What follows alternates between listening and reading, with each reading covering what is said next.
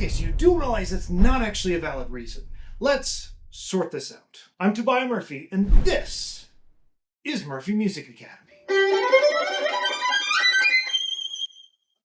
Okay, right off the bat, let's be very clear what I'm not saying. I am not saying that if you are currently playing with a shoulder rest and it's working for you, that you should switch to permanently playing without one. What I am saying is that if you learn how to play without a shoulder rest, it will be very beneficial to your playing. But why? Well, the advantage of learning to play with a shoulder rest is that, especially in the early stages of learning to play the instrument, it's a lot easier to learn to play it with one than without one. With a shoulder rest, you basically don't have to think about the placement of the violin at all. If the shoulder rest has been properly placed on the violin, then really all you have to do is put the violin on your shoulder, and 99% of the time, you're good to go. And that's basically the only advantage. But the thing is, that's not a small advantage. If it's easier for you at the beginning stages, then you're more likely to continue, and therefore more likely to reach an advanced level. I played with a shoulder rest till I was about 16 years old, and so I know that when you're comfortable playing with the shoulder rest, it's really awkward to try and play without one. And as the aforementioned commenter pointed out, a lot of great players do play with the shoulder rest.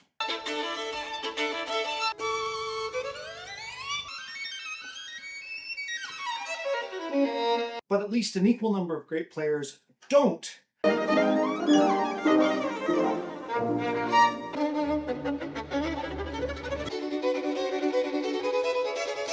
Play with a shoulder rest. So what are the advantages of playing without one?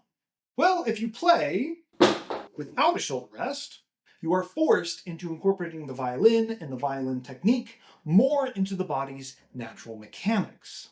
For example, if I were to play something like this,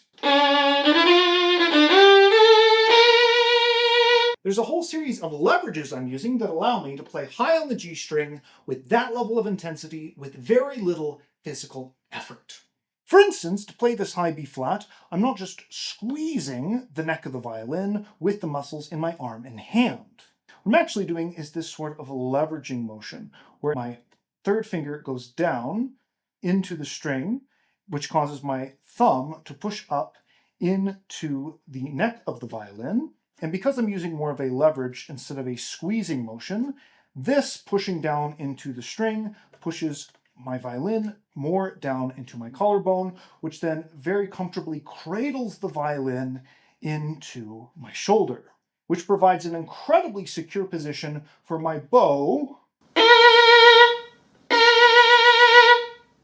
to very easily get a full sound out of that high G string note. Now I know that all sounds very convoluted. However, using the series of leverages approach naturally develops if you learn to play without a shoulder rest, which actually means in the long run, you're going to end up with a much more ergonomic approach to violin playing, once you get over the initial awkwardness of switching, of course. In my own personal experience, almost all of the playing injuries I've had happened when I was using a shoulder rest. Because typically when you're taught to play with a shoulder rest, you're taught to hold the violin entirely at the shoulder.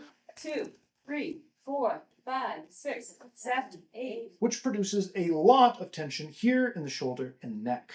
And one of the reasons I advocate that you learn how to play the violin without a shoulder rest is that when you play without a shoulder rest, you're basically forced to support the violin with both the shoulder and the left hand, which balances out what muscles are being used to hold the instrument and allows you to completely relax your left shoulder.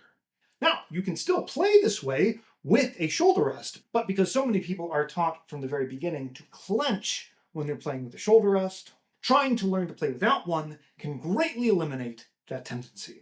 Okay, so those are my main reasons for why you should learn how to play violin without a shoulder rest. But where do you start? If you've only played with a shoulder rest and you try to go cold turkey and play without one without knowing what you're doing, that is a recipe for injury. So I'm going to show you in a step-by-step process how to properly hold the violin without a shoulder rest. So the first thing we want to figure out is actually the angle of the violin as it sits on the shoulder. Very often when someone tries to play without a shoulder rest and does not place their violin at the correct angle on the shoulder, the violin becomes very unstable and very wobbly. You see, there is a triangular area from your collarbone to your shoulder to your neck that at a certain angle is basically flat. And all you have to do is figure out exactly what angle that spot is on your shoulder, and then take the violin and match it to that angle. If you do this correctly, the violin should sit very nicely on the collarbone and the shoulder. So once you found that correct angle and placed the violin correctly on the shoulder, then you want to take the end button and push it all the way up into the neck. Now, if you've watched a lot of videos of old players playing without a shoulder rest, you might notice that most of them, no matter what kind of chin rest they use, tend to keep their chin right in the center over the tailpiece.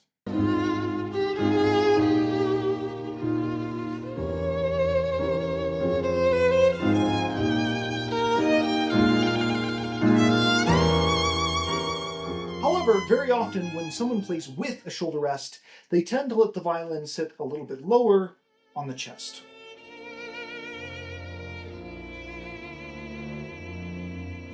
If that's you and you want to learn how to play without a shoulder rest, then you're going to have to learn how to be a bit more comfortable with the violin sitting up a little higher on the shoulder this way. Now, for this reason, I advocate using a more center-facing chin rest, like this Berber chin rest that is becoming quite a bit more popular these days. But if you're trying this right now with this video, you should be able to get the basics of this with any chin rest. Now, you may have noticed that we have not actually placed the chin on the chin rest yet in our steps. If you have, shame on you. So now, once you have the violin at the correct angle on the shoulder, and you have it pushed all the way up into the neck, and you have it at the correct height on the shoulder, only then may you take your head and turn it towards the scroll, and then drop your chin onto the chin rest. In this way, the chin rest is exactly that, a chin rest, and not a chin grip. Now, for some of you, this might be perfectly comfortable. But for most of you, myself included, there's quite a bit of space here between the violin and the shoulder that will need to be filled out. Which brings me to padding. Now, recently, Ray Chen did a really great video about playing with or without a shoulder rest, and he said that using a pad was something in between a shoulder rest or not using a shoulder rest. I completely disagree. I think the shoulder rest is very much its own thing. With a shoulder rest, there's basically no flexibility of the violin on the shoulder, whereas even with a pad, I can allow the violin to move into the spot that is most advantageous for both my left hand and my bow arm. Another reason I really like playing without a shoulder rest. So concerning padding, it's been used in violin playing for hundreds of years. If you read old pedagogical treatises like those of Carl Flesch, he even mentions the fact that a lot of students will need to use padding in order to hold the violin comfortably. And all I'm doing with this is filling out that little bit of space between the violin and the shoulder. So as you can see, it functions very differently from a shoulder rest. It's not there to raise the violin up to the chin. Now, there's a variety of different types of paddings you can use. I'm kind of old-fashioned, so I just take an old dish rag and stick it under my shirt. I could just hold the violin like this, with just my chin and my neck and my pad. You shouldn't, but I can. But if you don't like the idea of sticking an old dish rag down your shirt, there are other options like magic pads or sponges. But the way you use padding is just figure out where you need to fill out space and place the pad there.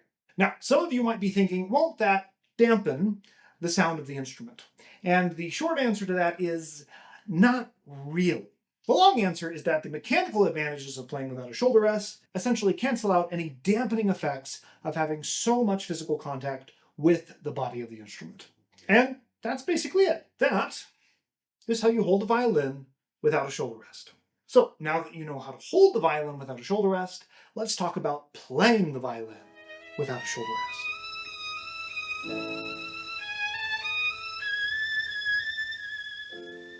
So, as I mentioned before, the violin is not just held here at the shoulder, it is also supported by the left hand, particularly by the thumb. I like to think of my collarbone and my thumb as being two sides of a shelf that my violin sits on, and my chin is just there for stability, not for structural support. Now, when you start learning to play without a shoulder rest, don't just jump right into your pieces. Start with something simple like scales.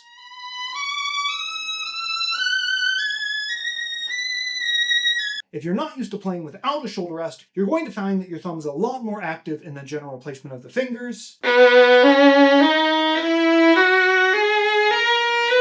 shifting, and vibrato.